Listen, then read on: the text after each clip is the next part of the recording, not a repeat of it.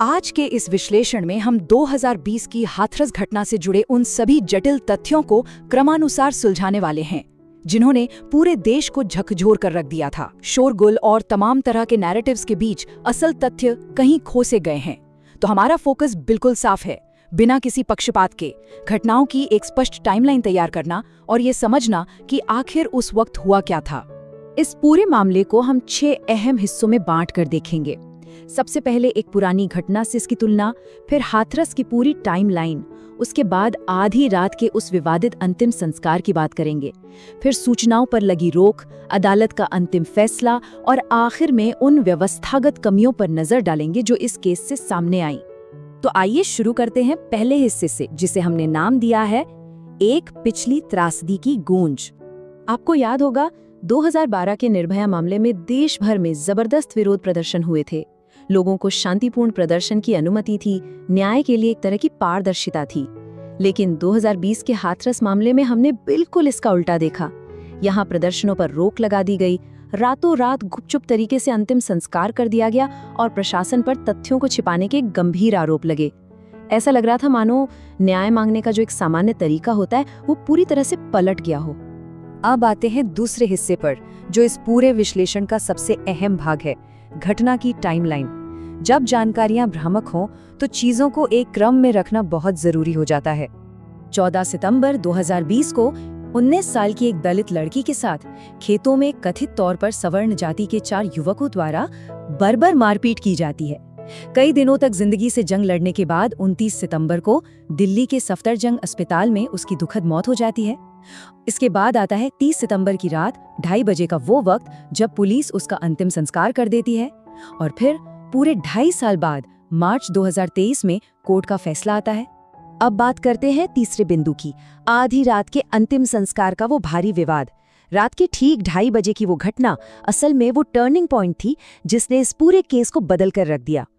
यहाँ हमें आधिकारिक बयानों और जमीनी हकीकत के बीच एक बहुत बड़ा टकराव देखने को मिलता है। पुलिस का दावा था कि कानून व्यवस्था बनाए रखने के लिए परिवार की रजामंदी से ही अंतिम संस्कार किया गया, लेकिन दूसरी तरफ मौके पर मौजूद मीडिया और परिवार का सीधा आरोप था कि उन्हें घर में ताले में बंद कर दिया गया था, उन्होंने कोई सहमति नहीं दी थी और यहाँ तक कि उन्हें हिंदू रीति रिवाजों का पालन तक नहीं करने दिया गया। उस रात जो कंफ्यूजन और तनाव था वो कैमरे पर कैद इस बातचीत से साफ झलकता है। जब पत्रकारों ने पूछा कि चिता पर आखिर क्या जल रहा है, तो अधिकारियों का जवाब था कि वो छोटे स्तर के अधिकारी हैं और उन्हें कुछ भी कहने का अधिकार नहीं है। सोचिए, उस वक्त प्रशासन सवालों के जवाब देने से किस तरह बच रहा था। हमारा चौथा हिस्सा है सूचनाओं पर रोक और जनता का आक्रोश। अंतिम संस्कार के तुरंत बाद वहां के प्रशासन ने कुछ ऐसे कदम उठाए जिसने पूरी तरह से एक इंफॉर्मेशन ब्लैकआउट की स्थिति पैदा कर दी। इसे 3 प्रमुख कदमों में समझते हैं। पहला, पूरे इलाके में धारा 144 लगा दी गई और रिपोर्ट्स के मुताबिक परिवार के फोन तक जब्त कर लिए गए। दूसरा, विपक्षी नेताओं जैसे राहुल गांधी को एक्सप्रेसवे पर ही शारीरिक रूप से रोक दिया गया। और तीसरा, सबसे चौंकाने वाला आरोप ये लगा कि इस पूरी घटना को फेक न्यूज साबित करने और मीडिया नैरेटिव को बदलने के लिए कथित तौर पर एक PR एजेंसी को हायर किया गया था।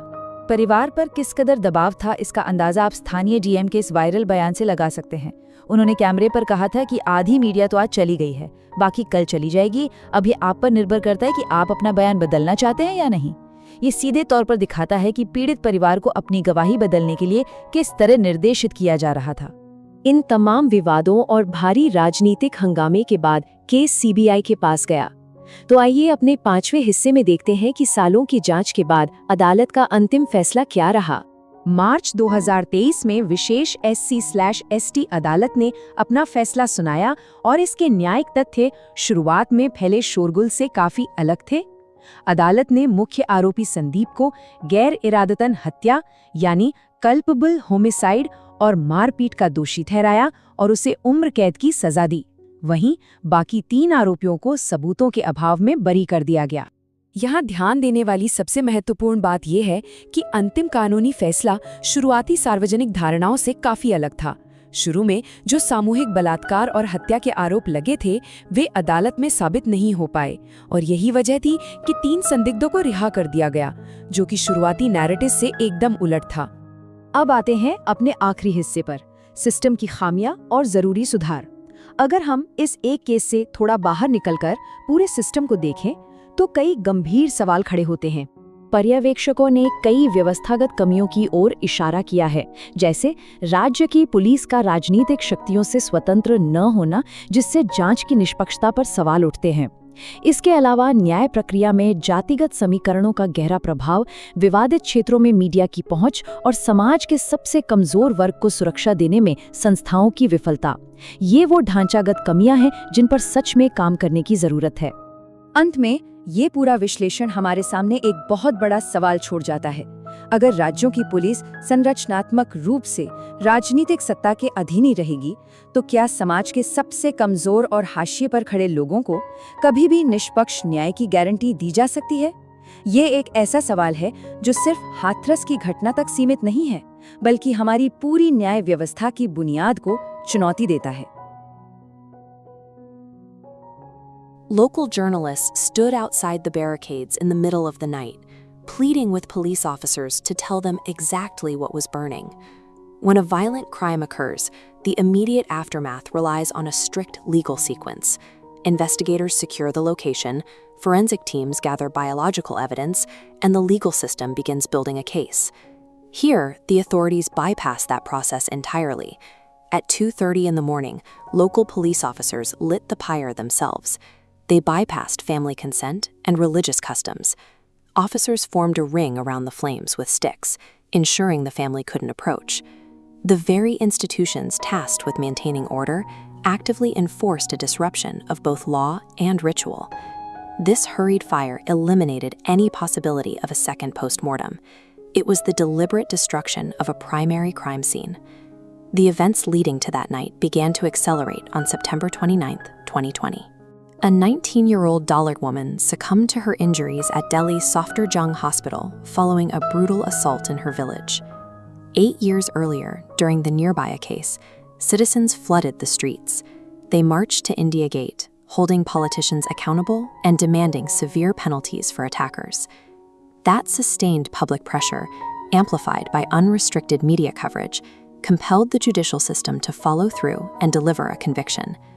In Hathras, the state preempted any such public response. As the victim's body was transported back from Delhi, the ambulance drove directly past her village. Meanwhile, roughly 100 armed police officers surrounded the family's home and locked them inside. The moment that ambulance diverted to the cremation ground, it marked the initiation of a three-pronged, state-sponsored cover-up. The first tactic was physical isolation.